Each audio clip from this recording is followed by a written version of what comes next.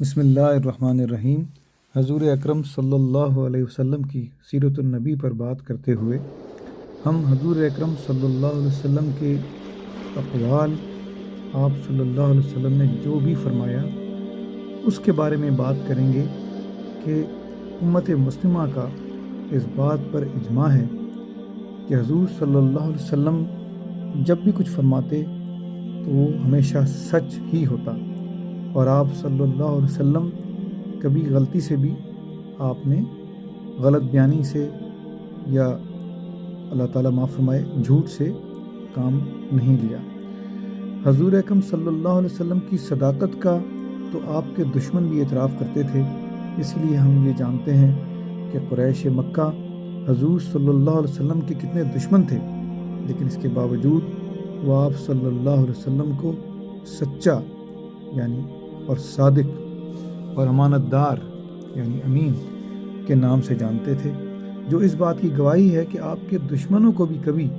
آپ صلی اللہ علیہ وسلم کی پوری زندگی میں کوئی ایسا واقعہ یا کوئی ایسا لفظ نہیں مل سکا جس کے اوپر وہ جھوٹ کا الزام لگا سکتے۔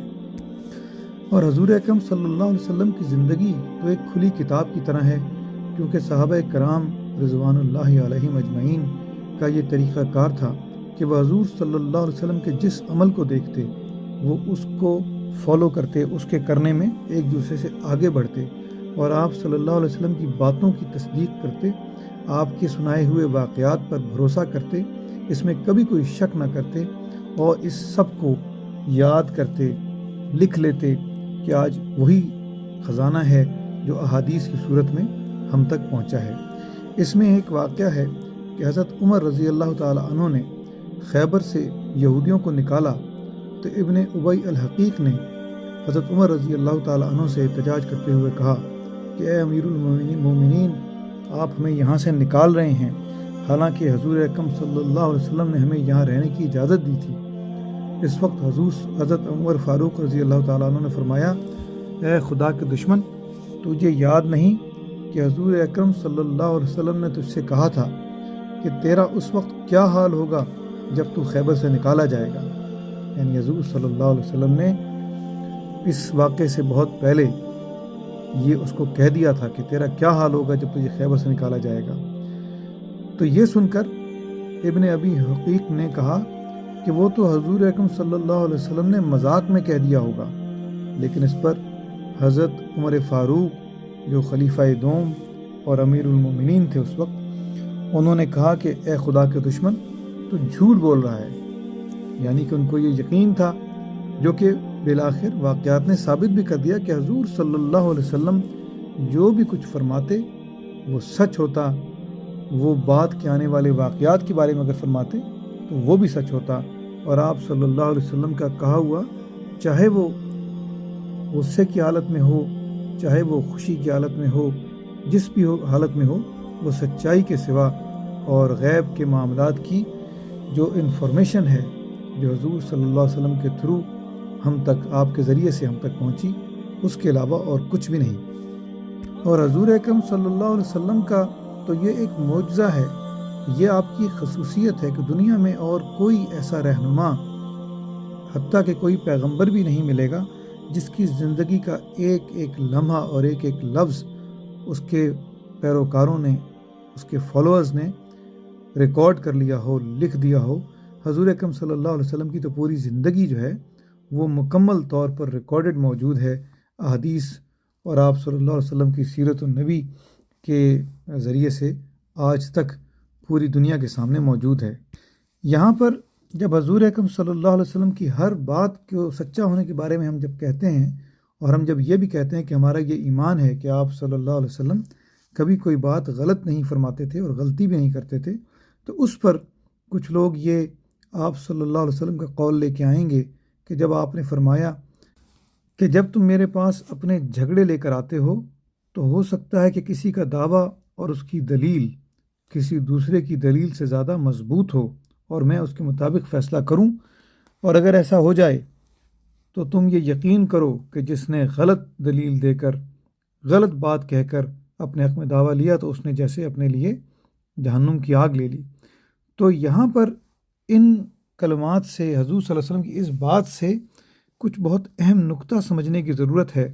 کہ جب حضور اکرم صلی اللہ علیہ وسلم کسی جھگڑے کا فیصلہ فرما رہے ہوتے تو اس وقت آپ کی حیثیت ایک قاضی کی ہے، ایک فیصلہ کرنے والے کی ہے، جس نے شریعت کے مطابق جو ظاہراً دلیلیں اور شہادتیں موجود ہیں ان کی بنیاد پر فیصلہ کرنا ہے۔ تو اس وقت حضور صلی اللہ علیہ وسلم امت کی شریعت کی جو ٹریننگ ہے اور جو مسلم امت کے لیے جو قانون بن رہا ہے، جس کو ساری دنیا رہتے تک ہم نے فالو کرنا ہے، اس پہ چلنا ہے، اس کے لیے آپ صلی اللہ علیہ وسلم جب فیصلہ فرماتے تو وہ جو حاضر دلیلیں ہوتی، جو سامنے دلیلیں پیش کی جاتی اور جو شہادتیں پیش کی جاتی، اس کے مطابق فرماتے۔ اس میں آپ صلی اللہ علیہ وسلم اپنے علم کو، یعنی کہ جو ایک نبی کی حیثیت سے آپ صلی اللہ علیہ وسلم کے پاس علم ہے کہ جس سے آپ حقیقت کو دیکھ سکتے ہیں، اس کا استعمال نہ فرمائیں گے، بلکہ شریعت کے احکامات کو رہتی دنیا تک واضح کر دینے کے لیے دلیلوں کی بنیاد پر فیصلہ فرمائیں گے۔ اور آپ نے اصل میں رہتی دنیا تک لوگوں کے لیے، مسلمانوں کے لیے یہ بات فرما دی کہ اگر کوئی جھوٹی چیز پر جھوٹی طریقے سے غلط دلیلیں دے کر یا کوئی جھوٹی شہادتیں دے کر فیصلہ اپنے حق میں لے بھی لیتا ہے تو وہ اللہ کے عذاب سے نہیں بچ سکے گا۔ یعنی شرعی لحاظ سے فیصلے تو دلیلوں اور شہادتوں کی بنیاد پر ہی ہوں گے۔ تو یہاں پر یہ بات ظاہر ہو جاتی ہے کہ یہ جو حدیث مبارکہ ہے، اس سے شرعی احکامات کو واضح کیا گیا ہے کہ شریعت میں فیصلے کیسے کیے جائیں گے۔ فیصلے ہمیشہ دلیل اور شہادتوں کی بنیاد پر کیے جائیں گے، کسی اور طریقے سے نہیں کیے جا سکتے۔ ہاں، کوئی اگر غلط دلیلوں سے یا غلط شہادتوں سے غلط فیصلہ لے لے گا تو وہ اپنے برے کام کا پھر بھی ذمہ دار ہی رہے گا۔ یہاں پر یہ بات بہت اہم ہے کہ ہم نے آپ کو بتایا کہ حضور اکرم صلی اللہ علیہ وسلم کا ایک ایک لفظ سچا ہے، آپ سے کبھی غلطی کا کوئی امکان نہیں، آپ سے کبھی کوئی چھوٹے سے گناہ کے سرزد ہونے کا بھی کوئی امکان نہیں۔ اس پر پوری امت مسلمہ کا اجماع ہے۔ یہاں پر ایک اور اہم چیز سامنے آتی ہے کہ کیا حضور اکرم صلی اللہ علیہ وسلم کوئی چیز بھول سکتے ہیں؟ تو یہاں پر ایک بہت ہی اہم واقعہ جو کہ حضرت ابو ہریرہ رضی اللہ تعالیٰ عنہ نے جس کو روایت کیا کہ ایک مرتبہ حضور اکرم صلی اللہ علیہ وسلم عصر کی نماز کی امامت فرما رہے تھے اور 2 رکعت پڑھنے کے بعد آپ نے آخری قاعدہ یعنی آخری والی اتحیات پڑھی اور نماز ختم کر دی۔ تو اس موقع پر جو حاضرین تھے، جو موجود تھے، وہ انہیں تعجب ہوا، انہیں عجیب لگا، اور اس وقت حضرت ذوالیدین نے کھڑے ہو کر عرض کی کہ یا رسول اللہ، آپ نے نماز میں قصر فرمایا ہے، یعنی کہ اس کی رکعت کم کر دیں، یا یہ کوئی آپ سے بھول ہو گئی ہے؟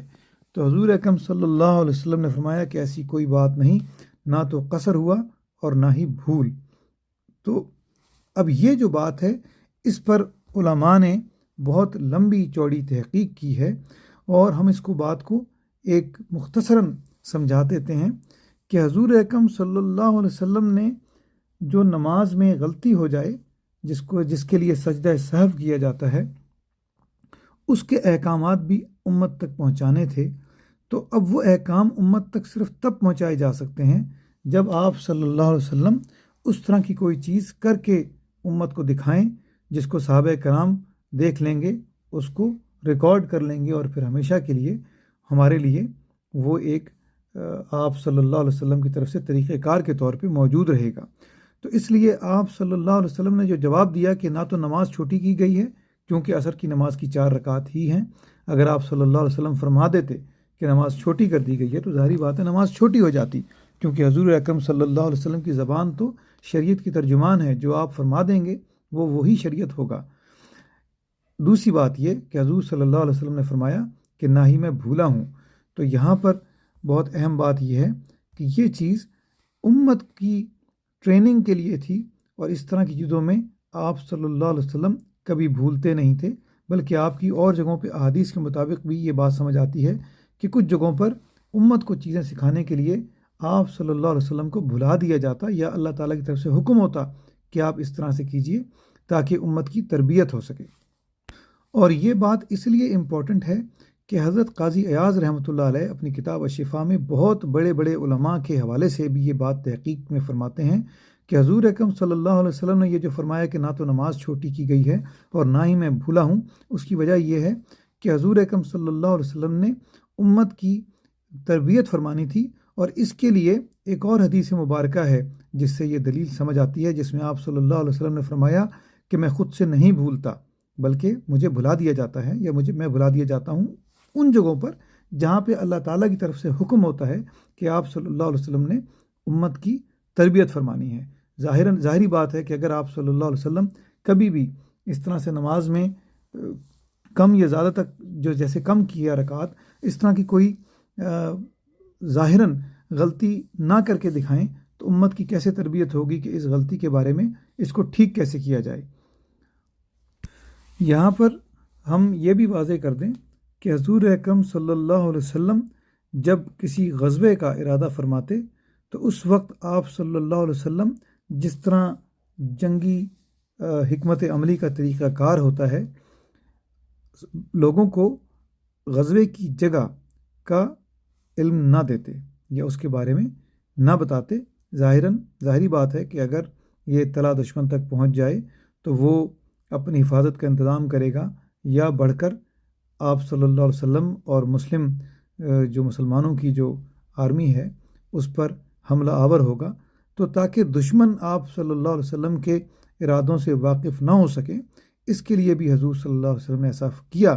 کہ غزوے کا ارادہ فرمایا، لیکن لوگوں کو اس کی جو منزل مقصود ہے اس کا ایگزیکٹ نہیں بتایا کہ ایگزیکٹلی کس جگہ پر آپ جنگ کے ارادے سے ان کو لے کر جا رہے ہیں۔ اب یہاں پر بھی یہ جو آپ صلی اللہ علیہ وسلم نے طریقہ کار اپنایا، یہ آپ صلی اللہ علیہ وسلم کی جنگی حکمت عملی کا طریقہ ہے۔ اس سے کوئی تعلق نہیں ہے کہ اس میں حضور اکرم صلی اللہ علیہ وسلم نے نعوذ باللہ کبھی کوئی جھوٹ بولا، یا جیسے پچھلا ہم نے واقعہ بیان کیا جس میں کہ حضور صلی اللہ علیہ وسلم سے کوئی بھول ہو گئی۔ یہ دونوں باتیں ایسا نہیں ہیں۔ جہاں پہ آپ صلی اللہ علیہ وسلم نے بھلا کر دکھایا وہ بھی اللہ تعالیٰ کی طرف سے حکم ربی ہے، جس میں اللہ تعالیٰ آپ صلی اللہ علیہ وسلم سے وہ چیز یا تو بھلواتا ہے، یعنی کہ وہ آپ امت کی تربیت کے لیے اس طرح کر رہے ہیں، ورنہ آپ صلی اللہ علیہ وسلم سے اس قسم کے کسی بھی عمل کے بارے میں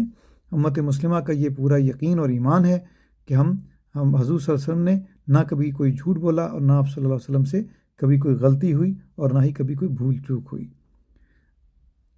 جزا اللہ عنا سیدنا محمد ما هو آلہ صلی اللہ علیہ وسلم۔